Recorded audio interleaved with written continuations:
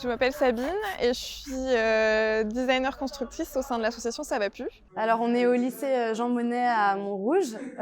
On travaille avec des secondes sur l'invitation du plus petit cirque du monde à travailler sur des ateliers avec la thématique du lycée de demain.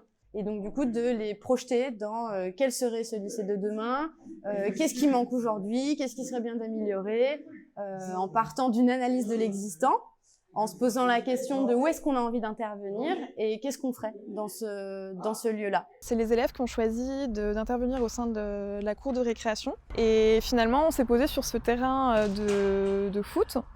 Et ils ont mis en avant le fait qu'il n'y avait pas d'espace pour s'asseoir, pour profiter du match ou après un match pour se poser. Et ils ont choisi de créer cette structure qui regroupe plusieurs choses, à la fois un abri, un espace pour s'asseoir et puis un espace de rangement. On a surtout pris des palettes qu'on a trouvées sur le côté dans la cour.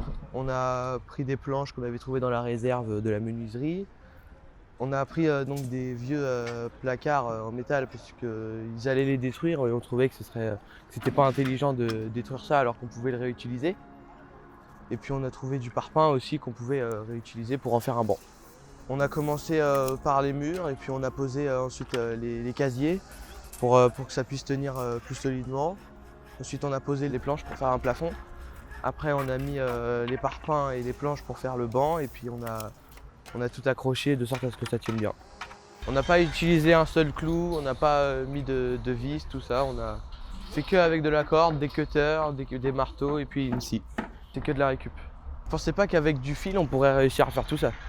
On a décidé de changer le foyer parce que déjà c'était un petit peu vide. Il n'y avait pas assez d'espace pour s'asseoir partout du coup. Et vu que c'est là où il y a la majorité des gens, ça évite que tout le monde soit debout tout le temps.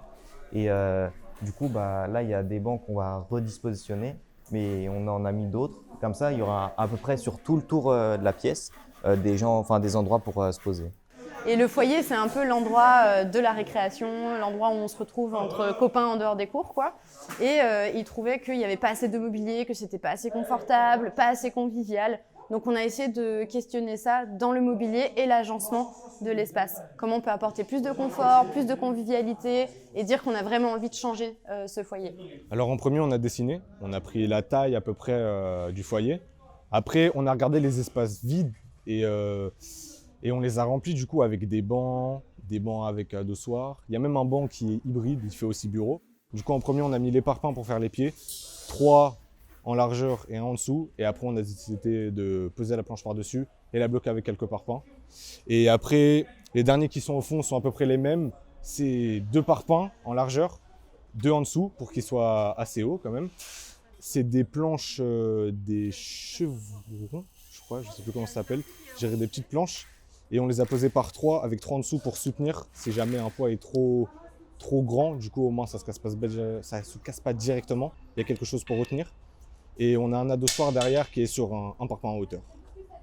C'est une section métier de la construction durable. Du coup, on s'est dit qu'on allait prendre des parpaings qu'on avait déjà, des bouts de planches qui étaient déjà dans les salles. Et avec tout ce qu'on coupait, on les réutilisait derrière pour, par exemple, faire des petites cales pour bloquer les planches entre elles. On a tout pensé. C'était bien réfléchi, on n'a pas acheté tout. À la première séance, on voyait qu'ils étaient dubitatifs sur qu'est-ce qui allait être créé. Du coup, ils n'étaient pas trop dans l'atelier. C'était abstrait et du coup, ils n'arrivaient pas à s'impliquer. Il y en avait beaucoup qui voyaient pas l'intérêt en fait de ce qu'on allait faire. Et une fois qu'on est rentré dans la construction, là c'est plutôt le comportement où ils vont se dissiper très vite, se déconcentrer très rapidement. Mais dès qu'il y a un premier résultat, ils se motivent et ils continuent. De questionner leurs espaces et de participer à leur aménagement, c'est super important. C'est très valorisant de produire quelque chose soi-même, de le montrer. Et en plus, là, ce qui ressort beaucoup de nos échanges avec eux, c'est changer de cadre. On n'est plus dans un cadre très scolaire, on n'est plus en classe devant un tableau. Non, on fait ensemble, on discute ensemble et on est dans le mouvement constant. Et ça, je crois que ça leur plaît beaucoup. Mais oui, au début, en fait, vu qu'on n'avait pas trop d'idées, c'était assez vide, pas trop la patate.